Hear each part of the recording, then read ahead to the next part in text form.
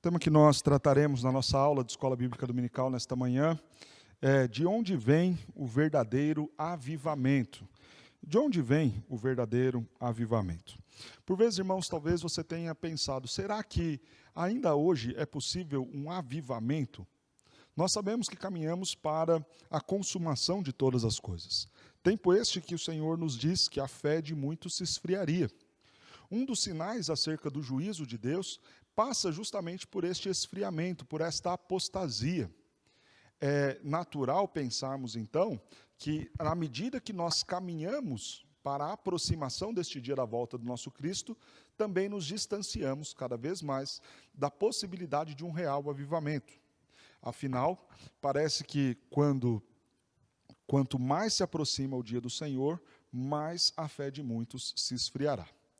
Uma outra questão importante também para que nós entendamos acerca do avivamento é que o avivamento sempre vai ser uma manifestação especial de Deus com um propósito que passa pelo bem da igreja, que passa pela purificação e santificação da igreja, mas que passa principalmente pelo despertamento da igreja para a obra missionária. Uma igreja que recebe o avivamento do Senhor, que recebe esta graça especial de Deus agindo no coletivo, ela se desperta, ela é despertada pelo Senhor para a evangelização, despertada pelo Senhor para atingir as nações. E quando nós olhamos os grandes avivamentos da história, nós percebemos exatamente isso. A partir do momento que a igreja é tocada de forma especial pelo Senhor, ela sai para evangelizar. Nós somos frutos do avivamento americano. Os Estados Unidos é fruto do avivamento inglês. E tantos outros países da África também, que experimentaram da bênção do Evangelho por meio do avivamento que o Senhor promoveu nos Estados Unidos, na Inglaterra, no século XVIII, no século XIX. Muitos países também receberam a palavra do Senhor por meio daquilo que aconteceu no século XVI e XVII, logo após a Reforma Protestante. Então nós vemos esses momentos da história da igreja, onde, na medida que o Senhor traz da tua graça sobre a igreja, trabalha na purificação, na santificação da igreja, desperta e capacita também esta igreja para ir e proclamar o Evangelho. No entanto, quando a gente pensa na chegada dos últimos dias, nós vamos nos encontrar, então, com duas verdades que talvez vão diminuir a possibilidade de grandes avivamentos acontecendo em muitos lugares ao mesmo tempo. Ao mesmo tempo, você tem uma linha que se aproxima esse esfriamento e se intensifica esse esfriamento da fé de muitos, e outra linha que vai também nesta mesma direção da consumação, que é as nações receberem a palavra de Deus. Cada vez mais as nações estão recebendo a palavra do Senhor, sendo alcançadas. Então, quando for pregado o evangelho do reino em toda parte, virá o fim. Na medida, então, que nós caminhamos com esta pregação do Evangelho, caminhamos também para esta aproximação do fim que vem acompanhada deste esfriamento espiritual. No entanto, isso vai servir para que pensemos, não haverá avivamento, então, da parte do Senhor aqui nos IPs, em Cajamar, no Brasil? Creio eu que não. Só para que vocês tenham ideia, ainda há em nosso país, que é um país extremamente muito bem evangelizado, cristianizado, ainda que a gente possa questionar um tanto quanto o tipo de evangelho que se prega aqui, mas podemos dizer que somos uma nação que conhece em alguma medida o Senhor, a palavra e também o evangelho. Mas quando nós pensamos apenas na realidade do Brasil, 53 tribos indígenas ainda não foram alcançadas com o evangelho. Não se tem o relato de qualquer missionário que tenha chegado a estes grupos para a proclamação do evangelho ali. Isso porque também, na verdade, não se tem um registro da chegada de nenhum homem, disso que nós chamamos o mundo civilizado, indo até essas tribos. São tribos que foram mapeadas apenas por imagens de satélite, e são povos que não fazem a menor ideia de que existe um Brasil descoberto, que foi colônia de Portugal, que é regido por um sistema de república presidencialista. São índios que não tiveram contato nenhum ainda com a civilização moderna. Pensar, então, que existem ainda povos a serem alcançados dentro do nosso próprio país. Ou seja, o que eu quero dizer com isso? Se for o desejo do Senhor, a salvação dessas tribos, fazer com que a elas seja levado o Evangelho, e eu creio que é, e para isso ele precisar fazer um grande avivamento nas igrejas do Brasil, ou na nossa igreja aqui em Cajamar, ele fará. Para que sejamos nós esses despertados para levar o Evangelho a essas tribos aqui do Brasil ou em outros lugares do mundo que ainda precisam do Evangelho. É certo que existem pessoas que ainda precisam receber a palavra de Deus. É certo que ainda existem grupos que precisam ser alcançados. E talvez, para alcançar estes, o Senhor desperte um grande mover e um grande avivamento no meio do seu povo, no meio da nossa igreja, para chegarmos até essas pessoas. E a minha oração, o meu clamor é: Senhor, para alcançar estes, manifesta o teu poder, a tua graça, a tua grandeza, através de nossas vidas, em nós, através de nós, para a glória do teu nome, para que vidas sejam alcançadas, para que se aproxime ainda mais a chegada consumada, definitiva do teu reino. Que esta seja uma realidade que nós venhamos a experimentar o quanto antes. Então, para aqueles que pensam que, não, pastor, olha, está se aproximando demais o fim, não vai ter avivamento. Irmão, avivamento não é algo que nós controlamos, é algo que Deus faz. Se Deus quiser alcançar ainda povos e nações, porque ainda existem povos e nações a serem alcançadas, Ele despertará avivamento em sua igreja. Então, por mais que sim, seja uma verdade esta ideia de que à medida que se aproxima o fim, vai se esfriando o coração do homem e cada vez a possibilidade de avivamento seja menor, não nos esqueçamos que o avivamento é produzido pelo Senhor. Não é algo produzido pelo homem.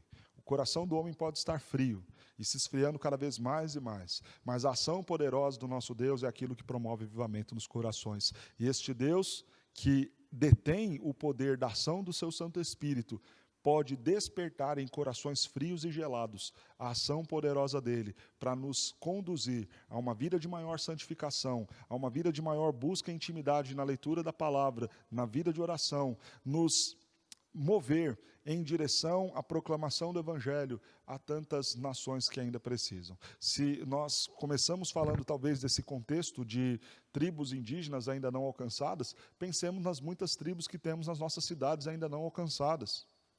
Não alcançadas porque talvez o que tem sido levado a eles é um evangelho que não é o evangelho de Cristo Jesus.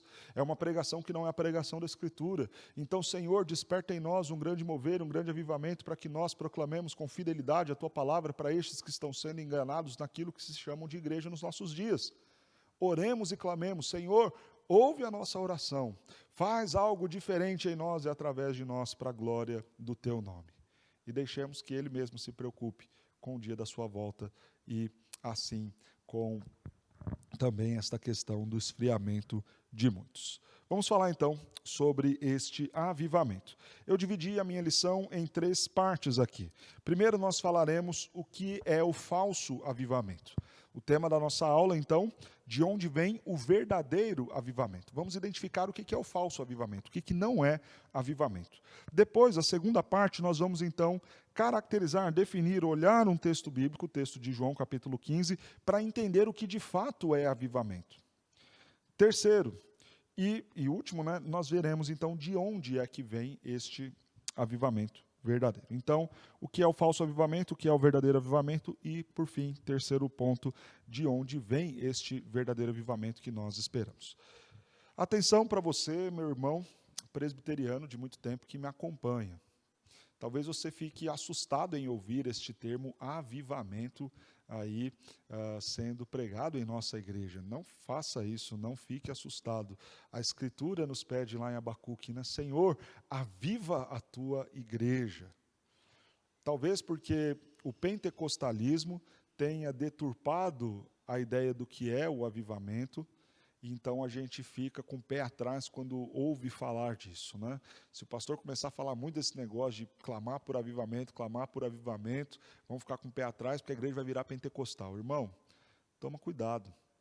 Não é porque deturparam uma verdade bíblica que esta verdade deixa de ser bíblica, deixa de ser verdadeira, deixa de ser algo do qual nós devemos desejar. Veremos então o falso avivamento. E este falso avivamento a gente não quer aqui na nossa igreja. Este falso avivamento, que talvez seja o que te fez olhar com receio para essa palavra, com o pé atrás para este tema, tenha certeza que não é isso que nós queremos ver aqui em nossa igreja. Nós queremos experimentar do verdadeiro avivamento. Então, quando alguém te falar de avivamento e o seu ouvido coçar, antes de coçar, para e talvez pergunte para essa pessoa: querido, o que você está querendo dizer com avivamento? E se ele der essas características do falso avivamento, aí você põe os dois pés para trás e fala: não, disso eu estou fora. Mas se ele apresentar o avivamento daquilo que está proposto em João capítulo 15, então ajoelha com essa pessoa, ora e começa a clamar para que isso venha sobre as nossas vidas. Vejamos então o que é o falso avivamento. Um primeiro esclarecimento importante sobre o falso avivamento é uma confusão na teologia pentecostal sobre uma ideia de uma segunda bênção. Nós não cremos na segunda bênção, que no meio pentecostal será chamado da ideia do batismo com o Espírito. Quando nós estamos falando para o Senhor enviar, mandar, agir com um avivamento poderoso, levantar e originar um avivamento em nossa igreja, nós não estamos falando de ser batizados com o Espírito. Na teologia pentecostal, você primeiro é convertido, então Deus promove a regeneração, e depois de você já crente, convertido, lá na frente você vai experimentar esse batismo com o Espírito Santo. Alguns movimentos destes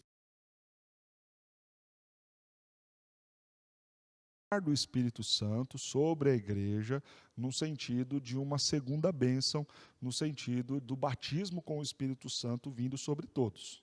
Isto não é bíblico, isto não é correto. Quando nós olhamos na Escritura, nós vemos que o batismo com o Espírito Santo se dá antes mesmo da conversão falada. Por que eu estou colocando a conversão falada? Porque é o batismo com o Espírito Santo que produzirá a convicção do pecado, da justiça e do juízo, a conversão do coração. Apenas para que a gente entenda isso, irmãos, e não fique nenhuma dúvida, abra sua Bíblia em Ezequiel 36. Nós já vamos, assim, então, tratar também uma questão teológica, para não corrermos o risco de imaginar aquilo que a Bíblia não diz. Ezequiel 36...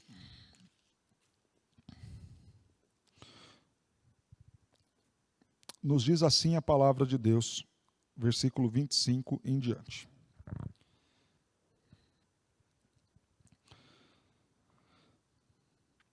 Então aspergirei água pura sobre vós, e ficareis purificados de todas as vossas imundícias, e de todos os vossos ídolos vos purificarei.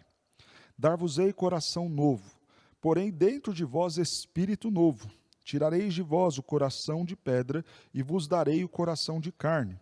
Porei dentro de vós o meu espírito, e farei que andeis em meus estatutos, e guardeis os meus juízos, e os observeis. Veja que o texto coloca em uma sentença só, ou em um acontecimento só, a regeneração, o batismo com o Espírito Santo e a conversão. Onde a gente vê a regeneração? Deus tirando o coração de pedra e colocando um coração de carne. Regenerar é trazer vida. Então, esta ideia de regeneração, de redenção, é o Senhor tirar o coração de pedra, que estava morto, e colocar um coração de carne, que agora pulsa. Então, este é o ato da regeneração. Como que isso é possível? Quando o texto nos diz: colocarei dentro de vós o meu espírito. Isso está no versículo 26 e também no versículo 27. Porei dentro de vós o meu espírito. Regeneração e o batismo com o Espírito Santo dentro do mesmo acontecimento. Porque não tem como um coração de pedra virar um coração de carne sem antes este não receber do Espírito Santo.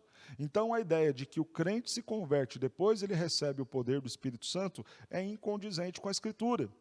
Ele só é convertido dos seus maus caminhos porque antes foi regenerado, transformado, porque o Senhor colocou o Espírito Santo dele, do próprio Deus, neste homem pecador que estava morto em seus delitos e pecados, com um coração de pedra.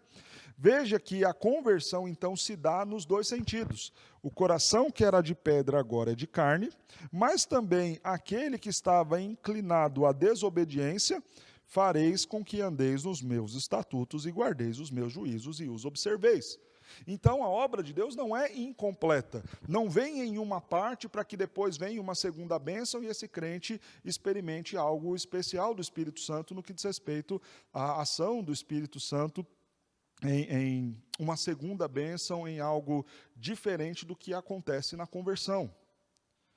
Consideremos, então, que todo crente em Cristo Jesus, que já experimentou a conversão, também já foi batizado com o Espírito Santo.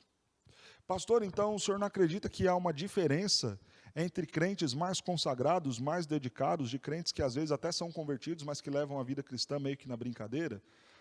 Claro que há diferença. O que nós não chamamos aqui é essa diferença de segunda bênção. Como se houvessem categorias de crentes que receberam do Senhor coisas diferentes. Esse grupo de crente aqui só recebeu a conversão. Ou seja, só foi regenerado. Esse outro grupo só já recebeu a regeneração, já se converteu e recebeu essa segunda bênção que é do Espírito Santo vir sobre eles, o batismo com o Espírito Santo. Irmãos, isso é incondizente com a Escritura. Primeiro, porque Deus não vai criar divisão entre o seu grupo. Observe, por exemplo, a gente vai voltar nesse texto de Ezequiel, mas vai lá em Efésios, capítulo de número 4.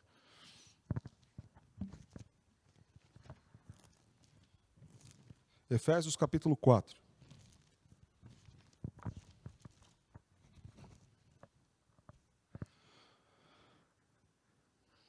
Quando Paulo vai falar sobre a unidade da fé, então eu estou dizendo o seguinte: Deus não vai tratar dois grupos diferentes. Está aqui os convertidos e batizados com o Espírito Santo. Isso é incoerente. É incoerente porque quando a gente lê Ezequiel, a obra vem completa. O Senhor derrama o Espírito Santo, há a regeneração de um coração que é transformado de pedra para carne, de uma vida de alguém que vivia na desobediência para a obediência. Porém, dentro de vós o meu espírito. Então a obra já foi completa. Regenerou, deu nova vida, mudou as inclinações e agora também derramou do Espírito. Tudo isso, lá em Ezequiel 36, é uma sequência só. É o Senhor agindo poderosamente na obra da salvação. Quando Paulo vai clamar pela unidade da igreja, olha o que ele diz, capítulo 4 de Efésios. Rogo-vos, pois eu, prisioneiro do Senhor, que andeis de modo digno da vossa vocação, com toda a humildade e mansidão, com longanimidade, suportando-vos uns aos outros, em amor. Então estes, de acordo com o que Paulo nos diz aqui, já foram chamados.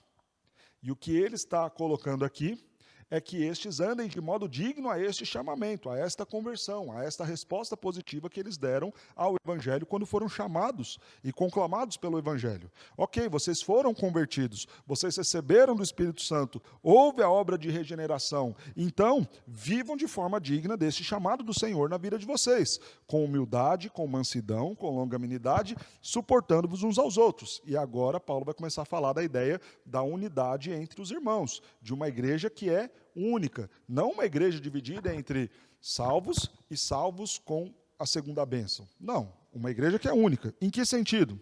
Esforçando-vos diligentemente em preservar a unidade do Espírito no vínculo da paz. Agora preste atenção. Há dois corpos? Aqueles que foram convertidos e aqueles que foram convertidos mais a segunda bênção? Não, há somente um corpo e um Espírito. Há duas porções do Espírito, aquele que recebeu a primeira porção do Espírito lá na regeneração, na conversão, e aquele que vai receber a segunda porção do Espírito numa segunda bênção. Não, há somente um corpo, um só Espírito, no qual, neste Espírito, todos fomos chamados numa só esperança da vocação. Então, todos nós fomos chamados com a esperança da vocação, com a esperança na salvação, por meio do Evangelho de Cristo Jesus. Então, um só corpo, um só Espírito, e veja que Espírito aqui em letra maiúscula, porque se refere ao Espírito Santo de Deus, há um só Senhor, uma só fé, um só batismo. Um só Deus e Pai de todos, o qual é sobre todos, age por meio de todos e está em todos. Ponto final. Isso é a igreja. A igreja não é, então, um corpo dividido. A igreja não é um grupo daqueles que experimentaram a salvação por meio da ação regeneradora do Espírito e outros que experimentaram esta, mais uma segunda bênção. Então, avivamento não é a ideia de, a gente precisa da segunda bênção, pastor, a igreja precisa ser batizada com o Espírito. Irmão, se não foi batizada com o Espírito Santo, nem é igreja. Porque só é igreja, convertido, salvo, transformado, coração de pedra para coração de carne, aquele que já foi batizado com o Espírito Santo. Então, clamar por avivamento não é clamar por uma segunda bênção. Clamar por avivamento não é clamar por um batismo com o Espírito Santo. Aqueles que foram convertidos já experimentaram disso.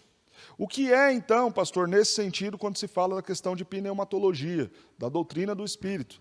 É clamar pela plenitude do Espírito.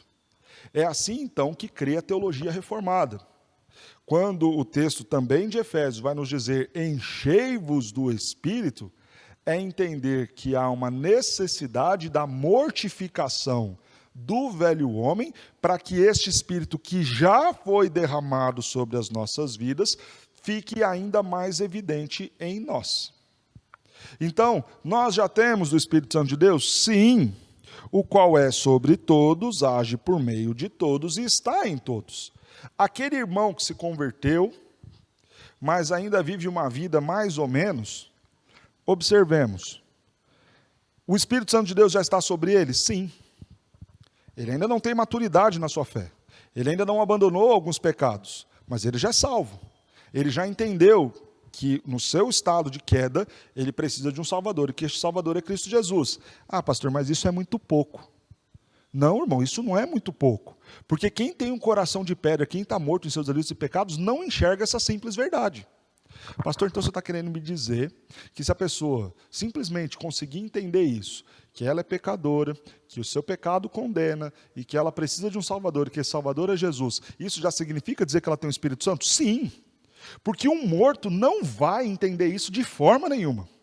Porque um morto em seus delitos e pecados não cai a ficha dele nesse sentido de jeito nenhum. Ele continua achando que as suas obras, que a sua bondade, que o fato dele ser alguém muito honesto vai salvá-lo. E não consegue enxergar que há muita maldade, muitos efeitos da queda em si, que não apenas entristecem a Deus, como também o impossibilita de ir até o Senhor. Quando então a pessoa dá este grande, enorme salto, não pense que é pouco, este enorme salto de entender, eu sou pecador, o meu pecado me condena e eu preciso de um Salvador, e este Salvador é tão somente o Senhor Jesus, pronto, é o Espírito Santo agindo. Ah, mas eu acho que isso é pouco demais, pastor, porque a pessoa ainda não mudou muita coisa. Ok, ainda é pouco, mas já é muito para alguém que estava morto em seus delitos e pecados. Então já houve ação do Espírito Santo sobre aquela vida? Claro que sim. O Espírito Santo já está ali? Sim. Efésios capítulo 4, versículo 3. Então, é sobre todos, está sobre aquele. Age por meio de todos. Claro que agiu, porque senão ele não teria entendido do seu pecado e do quanto ele precisa de Cristo Jesus. E está em todos. Então, ali já se deu o batismo com o Espírito Santo na conversão. Pastor, mas aquela pessoa ainda precisa crescer muito mais. Sim. Fazendo que processo agora? De uma segunda vinda do Espírito sobre a vida dele? Não. O Espírito Santo já está ali. Já age ali. O que ele precisa então fazer?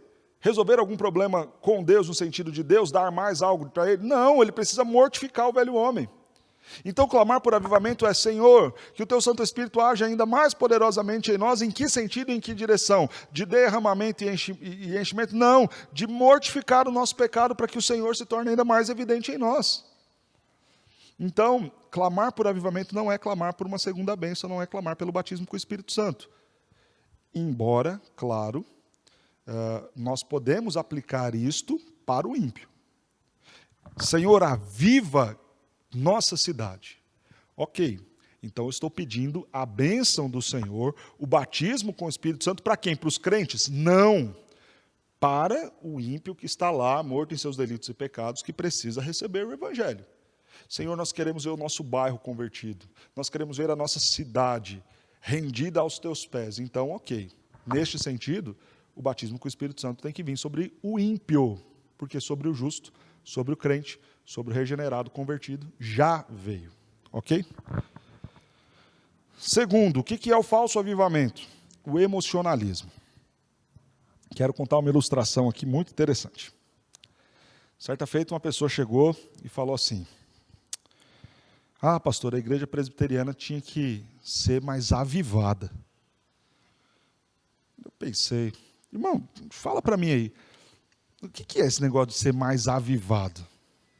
Não, o louvor tinha que ser um louvor mais avivado, pastor. As orações tinham que ser mais fervorosas.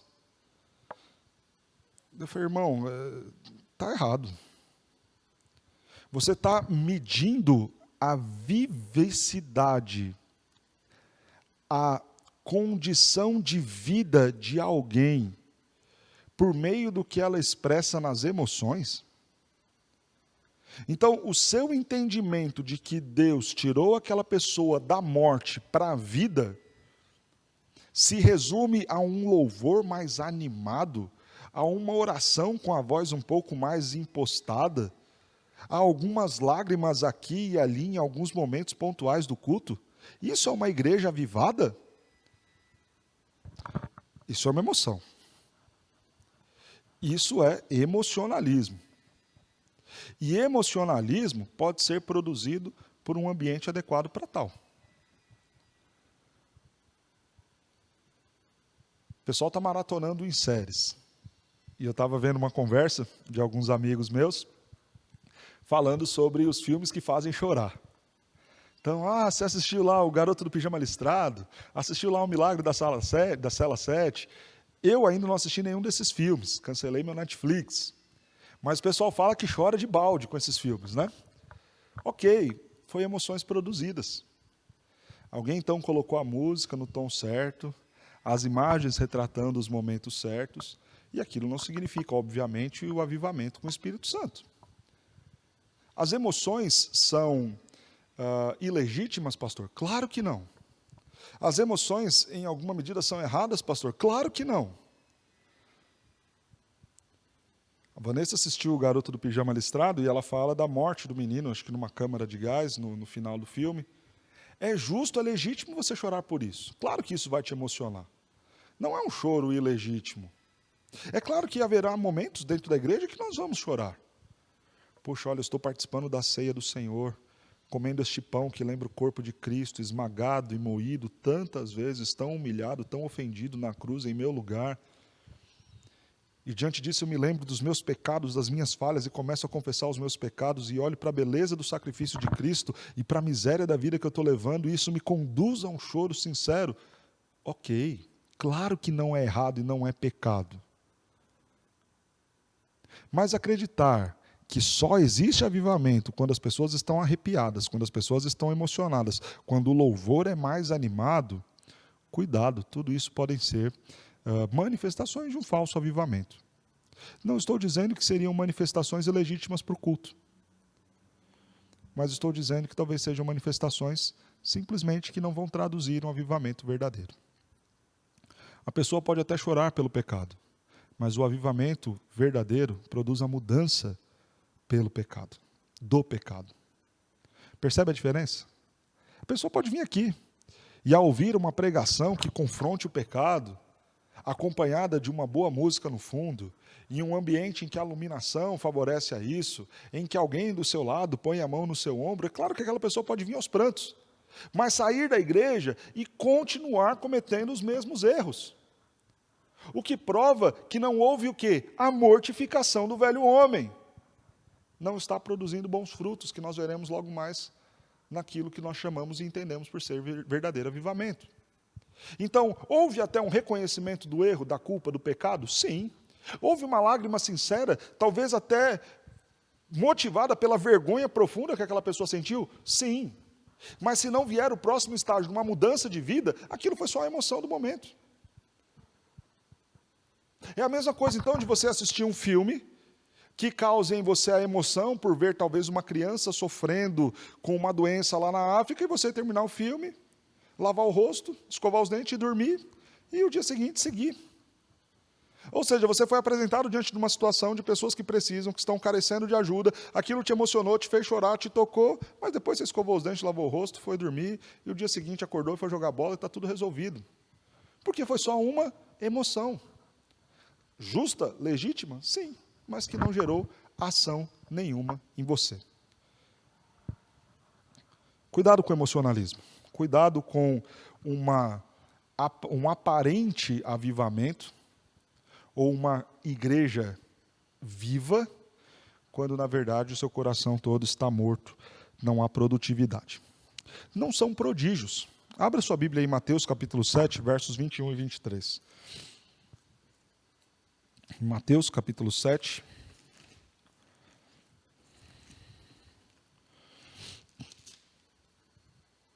versos 21 a 23.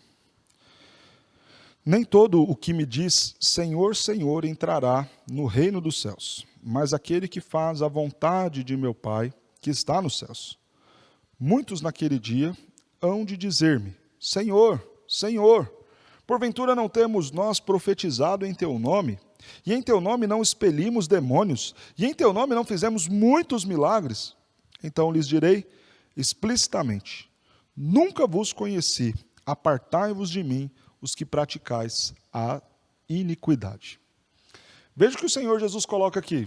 Alguns chegarão e dirão, fizemos muitas coisas, muitos prodígios, sinais, maravilhas, expulsamos até demônios. E qual será a resposta para o Senhor? Nem os conheço. Saiam, se apartem de mim. Avivamento, então, irmãos, não pode ser medido apenas por uma ideia de prodígios acontecendo. Ah, pastor, mas ali aqueles muitos milagres que estão acontecendo, ali houve avivamento. Uma noite de grande avivamento e mover do Espírito Santo. Por quê? Ah, muitos prodígios e sinais. Pastor, a pessoa foi lá e profetizou a vida da outra inteirinha. A outra foi lá, levantou e saiu andando e era enfermo, estava lá coxo. Irmãos, milagres são legítimos. Deus faz e opera milagres, maravilhas. Sim, nós cremos. Mas não podemos medir isto também, aliás, tomar isto como medida para um verdadeiro avivamento. O pastor já está dizendo o quê? Que eles vão expulsar demônios ou curar enfermos por meio de Satanás? Não necessariamente. Se Deus tem um propósito na vida de um irmão, de um cristão, Ele pode usar até um ímpio para cumprir esse propósito. O que eu estou querendo dizer é que às vezes a gente condiciona a ideia da bênção do Senhor passando pela pessoa que toma e faz alguma coisa.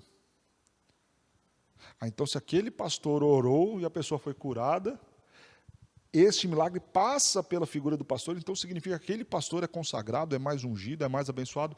Não! Não dá para a gente pensar simplesmente, Deus quis curar alguém, usou esse miserável para fazer aquilo. Então, podem acontecer grandes prodígios? Pode.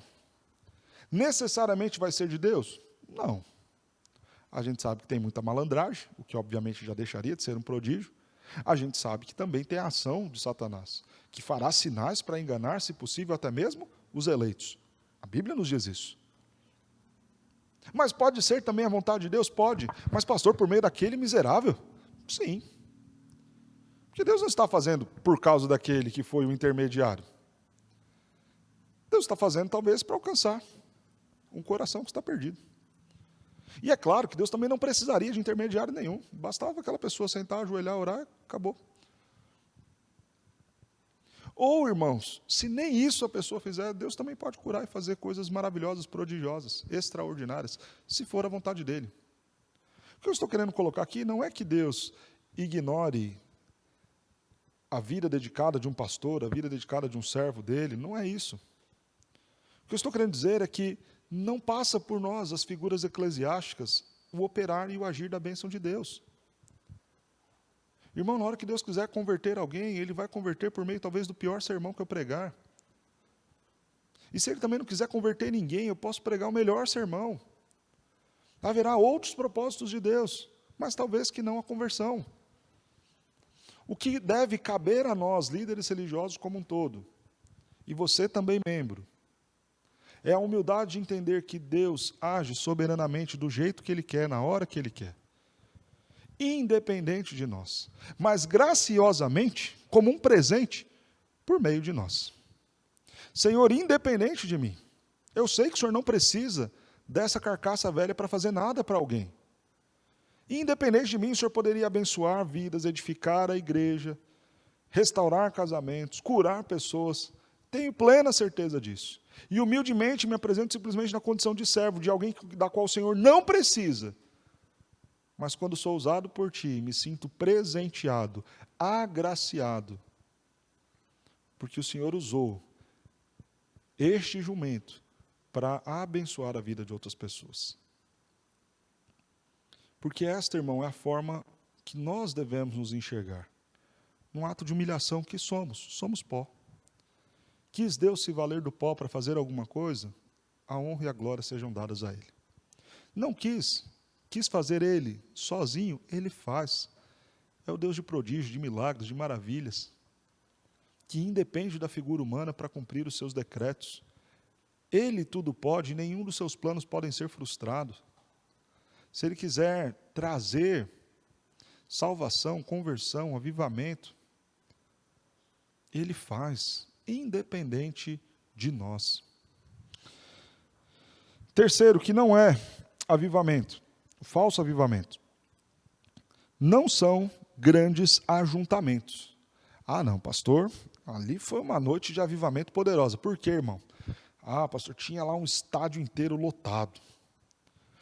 Onde já se viu, pastor, quando na história da nossa nação, nós juntamos tantas pessoas assim para louvar a Deus. Pastor, fizemos um movimento aqui em Cajamar, reunimos milhares de cristãos, milhares de pessoas até que não eram crentes. Pastor, onde já se viu isso? Foi o avivamento do Senhor, irmão. Observa lá em Êxodo, capítulo 32.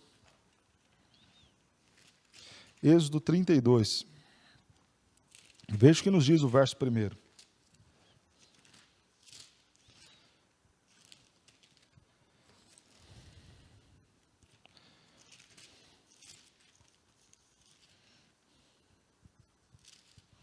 Êxodo 32, verso 1 nos diz assim: Mas vendo o povo que Moisés tardava em descer do monte, acercou-se de Arão e lhe disse: Levanta-te, faze-nos deuses que vão adiante de nós, pois quanto a este Moisés, o homem que nos tirou do Egito, não sabemos o que lhe terá sucedido. O povo estava todo reunido. Cercam Arão e pedem o quê? Um ídolo. Falsos deuses. E é feito então um bezerro de ouro. Observe, irmãos, que o povo por vezes se reúne com motivações extremamente erradas. Ainda que isso tenha um fundo religioso, um fundo aparentemente piedoso. Toma cuidado. Grandes ajuntamentos não refletem uma ideia de avivamento verdadeiro. Não são também belos cultos e celebrações. Vai lá no primeiro livro de Crônicas, capítulo 35. Nós sabemos que a história de Crônicas, nesse momento, está registrando os acontecimentos da vida de Josias, do rei Josias. E Josias experimentou esta bênção do Senhor, entendeu, segundo Crônicas, capítulo 35. Segundo Crônicas 35. Entendeu o quanto o Senhor estava sendo ofendido pelos pecados do povo. Ele achou os livros da lei, ele restaurou o templo, pôs para fora os ídolos. Então você pensa, olha, um mover diferente está acontecendo. E de fato estava. Deus converteu o coração do rei, e o rei convertido promoveu as reformas que eram justas e necessárias. Isso reflete a bênção no coração de todo o povo? Infelizmente não. Observe que aqui, em 2 Crônicas, capítulo 35, verso 18, nos diz assim: Nunca, pois, se celebrou tal Páscoa em Israel, desde os dias do profeta Samuel. E nenhum dos reis de Israel celebrou tal Páscoa como a que celebrou Josias, com os sacerdotes e levitas e todo Judá e Israel, que se acharam ali, e os habitantes de Jerusalém. Então você pensa, olha, um rito de culto. Nunca antes tinha acontecido em Israel um culto como aconteceu na celebração daquela Páscoa. Os sacerdotes, os levitas, todo o povo estava lá e arrebentaram.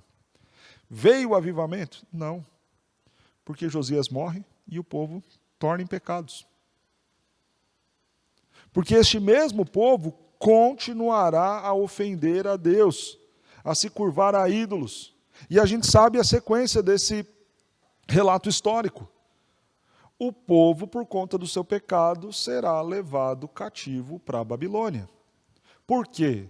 Porque embora tivessem, com Josias, despertado pontualmente para a necessidade de fazer uma grande celebração, não havia uma mudança sincera lá dentro, a promoção do avivamento verdadeiro feito por Deus.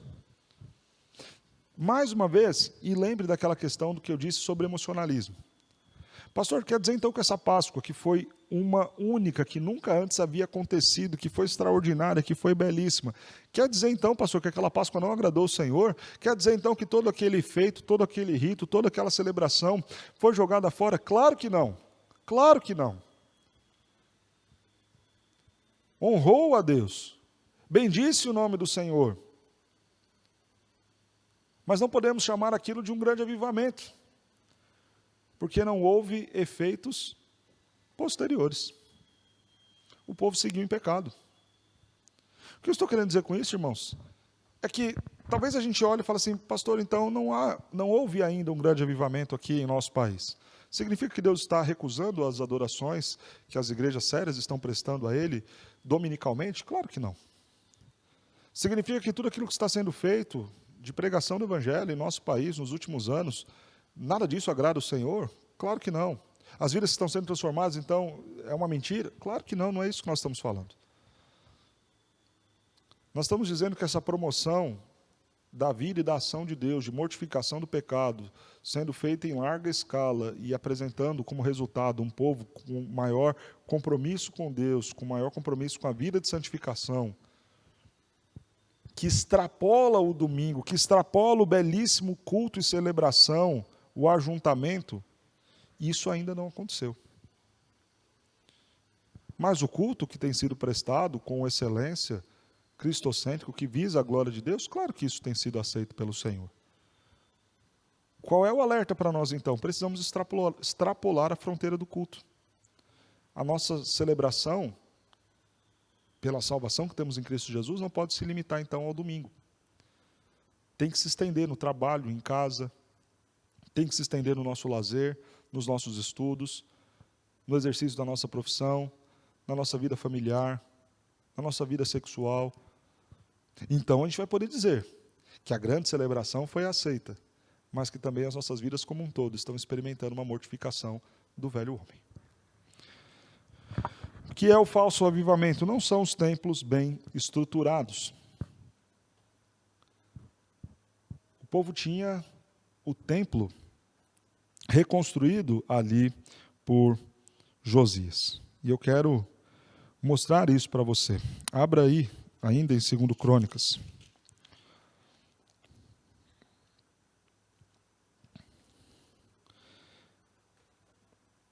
Veja o versículo de número 8, capítulo 34, versículo 8. No 18º ano do seu reinado, falando de Josias, havendo já purificado a terra e a casa, enviou a Safã, filho de Azalias, e a Maazéias, governador da cidade, e a Joá, filho de Joacás, cronista, para repararem a casa do Senhor Deus. Veja que o texto vai nos mostrar que toda a casa será restaurada. Observe o verso 10. Eles o entregaram aos que dirigiam a obra e tinham a seu cargo a casa do Senhor, para que pagassem aqueles que faziam a obra, trabalhadores na casa do Senhor, para repararem e restaurarem a casa. E aí o texto vai dar uma lista, né? Carpinteiros e todos os outros artífices e aqueles que eram trabalhadores necessários para a restauração do templo. O templo restaurado, lindo, belo, funcionando, grande, porque era o templo de Salomão sendo restaurado. É sinal de avivamento? Não, o povo continua em pecado. Então, irmãos, quando nós olhamos para esses itens que nós levantamos aqui, pontuamos que, primeiro, uma ideia de segunda bênção, de um batismo com o Espírito Santo diferente do entendimento daquele que se dá na conversão, não é avivamento.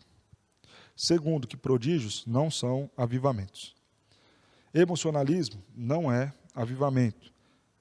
Quarto, que os grandes ajuntamentos não representam avivamento. Quinto, que os belos cultos e celebrações não representam verdadeiro avivamento.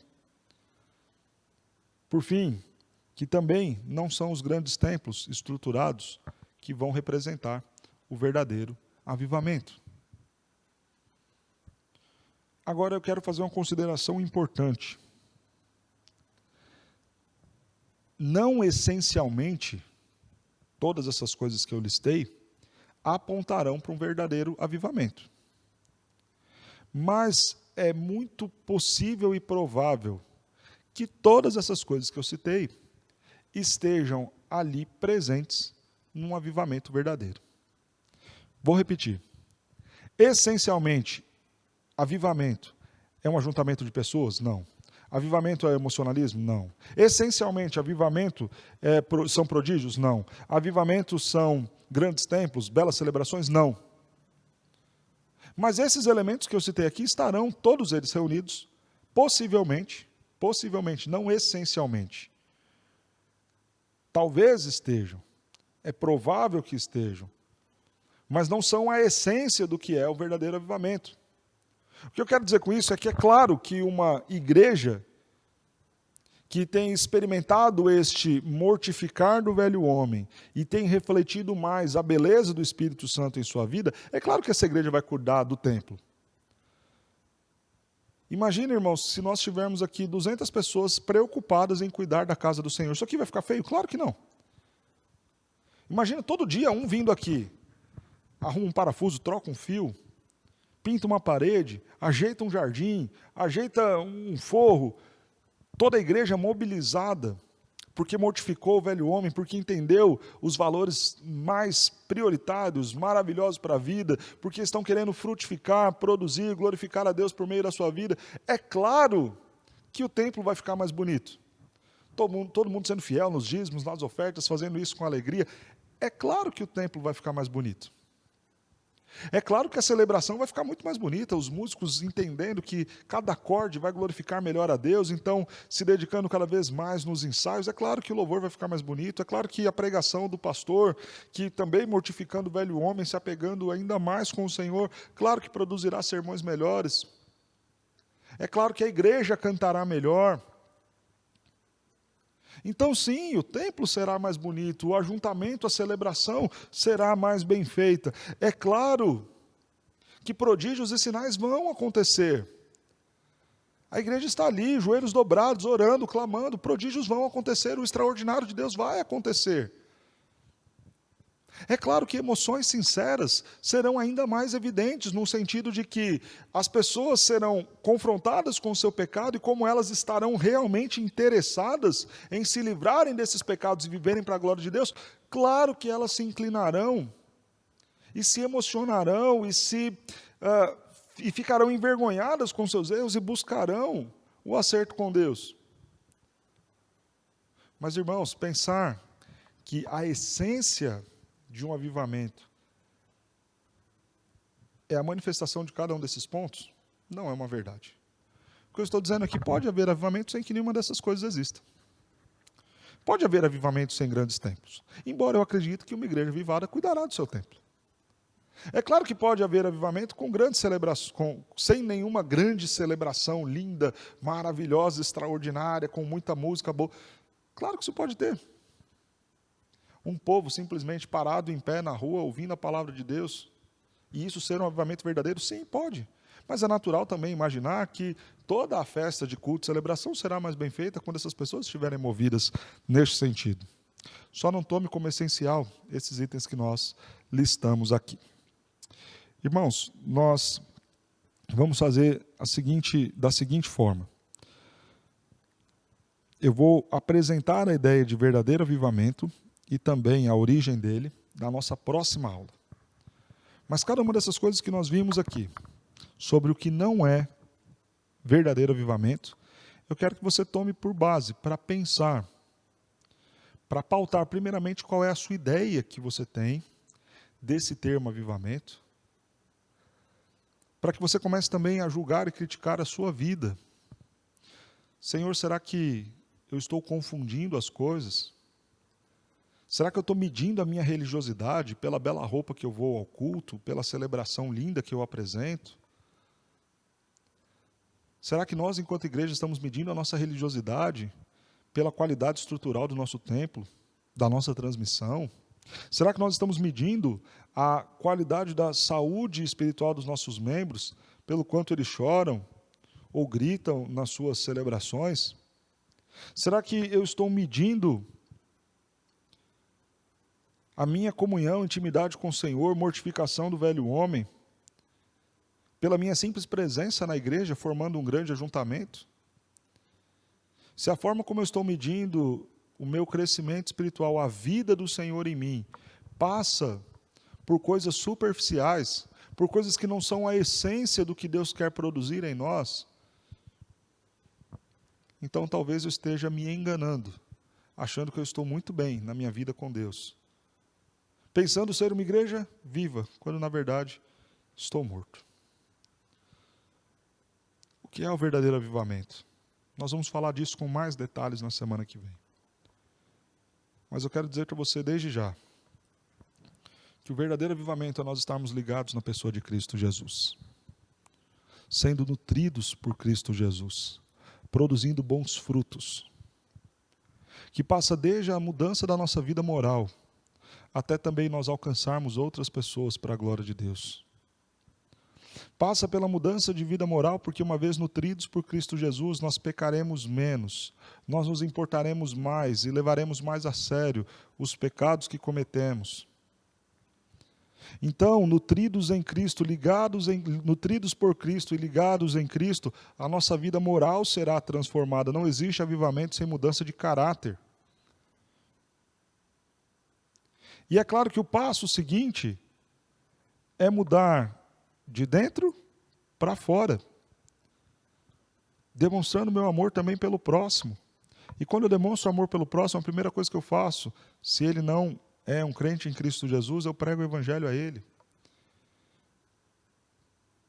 Então, será que nós já recebemos esta vida de Deus em nós, para a conversão, para a regeneração? Sim, se você é um crente em Cristo Jesus, claro que sim. Mas será que está mais em atividade em você o velho homem ou esta nova criatura de Cristo Jesus? O que está mais em evidência na sua vida? É aquele homem morto do passado? Ou este homem vivo, com coração de carne, que Deus produziu em você no ato da conversão? Começa a sua vida espiritual e o avivamento que certamente Deus quer promover na sua vida, a partir deste fato de estarmos realmente ligados em Cristo, sendo nutridos por Ele e produzindo bons frutos, que passam pela vida moral, que alcançam também a nossa vida em relação ao nosso próximo. E não deixe se confundir pelos seus sentimentos, pela sua religiosidade, pela forma linda como você vem fazer as suas celebrações, pelos ritos que você tem cumprido. Não meça a sua vida espiritual por isso, mas observe e veja se tem tido e havido mudança no seu caráter, na sua postura em relação ao pecado, na sua vida de santificação, no seu desejo por abençoar os outros, a partir da proclamação do Evangelho e também no estender a mão a estes. Que o Senhor produza em nós este verdadeiro avivamento. Mas antes ainda de nós terminarmos, eu quero falar com você que talvez esteja nos assistindo, que ainda não é crente. Não estou falando de você que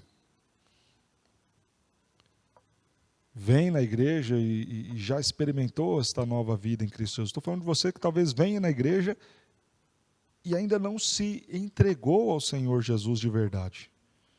Ou você que nem vem à igreja ainda. Nós falamos na aula de hoje sobre algo lindo e maravilhoso que Deus deseja produzir em nós. Fazer por meio da nossa igreja, da minha vida, da sua vida. Mas a obra da salvação é algo que tem que acontecer com você antes. Você primeiro tem que estar ligado em Cristo Jesus. E esse é o pedido que eu faço para você nesta manhã. Feche os seus olhos, dobre os seus joelhos e clame ao Senhor: Senhor, diante do que eu acabei de ouvir, eu quero e eu preciso ter o meu coração duro de pedra transformado em um coração de carne. Senhor, eu tenho dúvida se o meu coração já foi transformado, porque eu não sinto nenhuma tristeza pelo meu erro, pelo meu pecado, eu não tenho a menor vontade de abandonar os meus erros. Eu ainda julgo a minha fé pela minha religiosidade, pelas vezes da semana que eu fui no templo. Senhor, muda e transforma o meu coração. Traz vida a este pecador. Traz vida a este que está morto em seus delitos e pecados. Para que eu experimente a redenção, para que eu experimente a conversão, para que depois então, Senhor, de ter esta minha vida resgatada pelo sangue de Cristo Jesus, reconhecendo a salvação somente no Senhor Jesus Cristo, para que depois eu também experimente este ato de ser usado poderosamente por Ti, mortificando o meu velho homem e me fazendo refletir a glória e a beleza de Cristo. Peça isso ao Senhor nosso Deus, porque este é o pedido mais importante que nós precisamos fazer.